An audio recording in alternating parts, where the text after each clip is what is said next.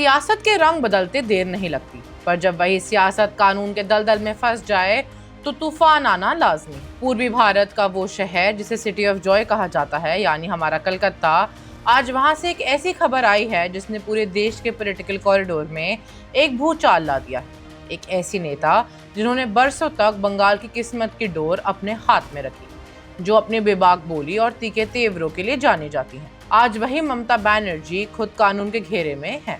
एक ऐसी स्पीच, एक ऐसी एफआईआर और एक ऐसी धारा जिसने पश्चिम बंगाल की राजनीति को पूरी तरह से हिलाकर रख दिया है। आज कानून की जो तलवार उन पर लटकी है वो कोई आम तलवार नहीं है। क्या है पूरी कहानी? कैसे एक चुनावी भाषण उनके लिए गले की फांसी बन गया? अगले 5 मिनट में इस पूरी कहानी की एक एक परत खुलने वाली है।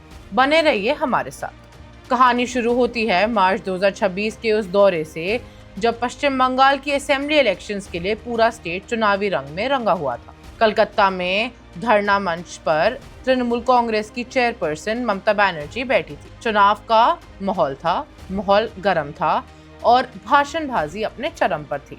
लेकिन उस दिन यानी 9 मार्च 2026 को उस धरना मंच से ममता बनर्जी ने एक ऐसी बात कह दी जो अब उन पर भारी पड़ रही है। एलिगेशन यानी आरोप है कि उन्होंने उस स्पीच में एक ऐसी कम्युनल रिमार्क यानी सांप्रदायिक टिप्पणी की जिसने सोशल हार्मनी को खतरे में डाल दिया। उन्होंने रिपोर्टेडली एक पर्टिकुलर कम्युनिटी का जिक्र करते हुए वार्न किया कि अगर एक कम्युनिटी एक साथ आ गई तो दूसरे के लिए इसके डायर कॉन्सिक्वेंसेस यानी भयानक नतीजे हो सकते हैं। आप सोचिए, चुनाव का दौर था, ऐसी बातें महज एक भाषण लगती हैं, लेकिन कानून की नजर में ये आग लगाने जैसा काम करती हैं। चुनाव बीत गया पर इस भाषण की गूंज थमी नहीं। अब आते हैं इस कहानी के सबसे बड़े ट्विस्ट पर। जब ये भाषण दिया गया तब शायद किसी ने नहीं सोचा था कि ये मामला थाने तक पहुंच जाएगा, लेकिन एक बिजनेसमैन तुषार कांति दास ने इस भाषण को सीरियसली लिया।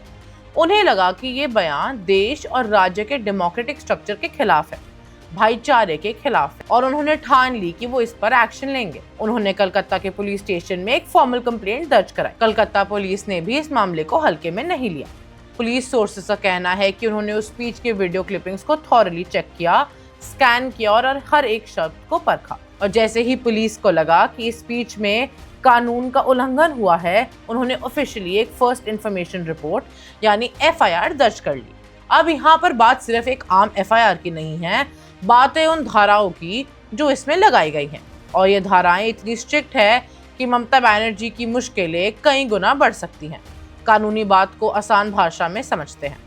लीगल नोट, पहले जो आईपीसी यानी इंडियन पीनल कोड हुआ करता था, अब नए कानून के मुताबिक वो बीएनएस और बीएनएसएस बन चुका है। कलकत्ता पुलिस ने यह एफआईआर नए कानून के भारतीय न्याय संहिता और भारतीय नागरिक सुरक्षा संहिता के तहत दर्ज की है। इसमें जो सबसे बड़ी धारा है वो है section 196 subsection 1। Section 196 subsection 1 BNS क्या है? ये धारा तब लगती है जब कोई व्यक्ति अलग अलग ग्रुप्स या कम्युनिटीज के बीच नफरत फैलाने या हार्मनी को खराब करने की कोशिश करता है।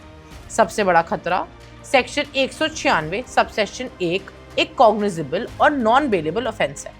इसका मतलब ये है कि ये एक ऐसा गंभीर मामला है जिसमें पुलिस के पास ये अधिकार होता है कि वो बिना किसी वारंट के भी अरेस्ट यानी गिरफ्तारी कर सकते हैं और कोर्ट से आसानी से बेल यानी जमानत नहीं मिलती। इसके साथ ही उन पर सेक्शन 351 सबसेक्शन 2 यानी क्रिमिनल इंटिमिडेशन और सेक्शन 352 यानी intentional insult to provoke breach of peace भी लगाया गया। यानी कानूनी तौर पर घेराबंदी पूरी तरह से टाइट हो चुकी। लेकिन रुकिए, कहानी यहीं खत्म नहीं होती।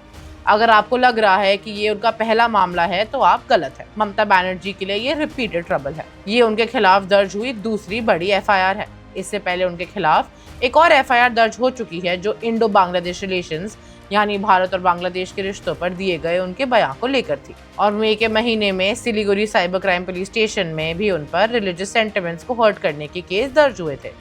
एक तरफ उनकी party Trinamool Congress assembly elections के बाद से इंटरनल डिसेंट और बगावत के सामना कर रही है। उनके खुद के एमपीज और एमएलएस बागी हो रहे हैं और दूसरी तरफ खुद उन पर एक के बाद एक कानूनी संख्याएं लगी जा रही हैं। टीएमसी इस पूरे मामले को पॉलिटिकली मोटिवेटेड बता रही है। उनका कहना है कि ये उनके नेता को टारगेट करने की साजिश है। वहीं ऑपोजिशन कह रही है कि कानून सबके लिए बराबर है।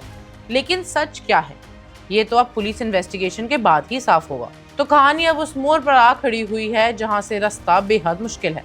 एक तरफ उनका पॉलिटिकल करियर और उनकी पार्टी का भविष्य दाव पर है, दूसरी तरफ देश के नए और सख्त कानून उनके सामने खड़े हैं। क्या कलकत्ता पुलिस इस नॉन बेलेबल सेक्शन के तहत कोई बड़ा कदम उठाएगी? क्या चुनावी दौर में दिए गए इस भाषण की कीमत ममता बनर्जी को कानूनी हिरासत में चौंकानी पड़ेगी, या फिर ये मामला भी सिर्फ एक सियासी दलदल बनकर रह जाएगा? सवाल कई हैं और इनके जवाब आने वाले दिनों में मिलेंगे। इस इन्वेस्टिगेशन की हर एक अपडेट और हर एक टेक्निकल पॉइंट सबसे पहले आप तक पहुंचाया जाएगा। आपको क्या लगता है, क्या राजनेताओं को चुनाव में ऐसी भाषा का इस्तेमाल करना चाहिए? हमें कमेंट करके जरूर बताइए। देखते रहिए वन इंडिया। मैं हूं रिताना मित्तल। वन इंडिया को सब्सक्राइब करें और कोई भी अपडेट मिस ना करें। अभी वन इंडिया ऐप डाउनलोड करें।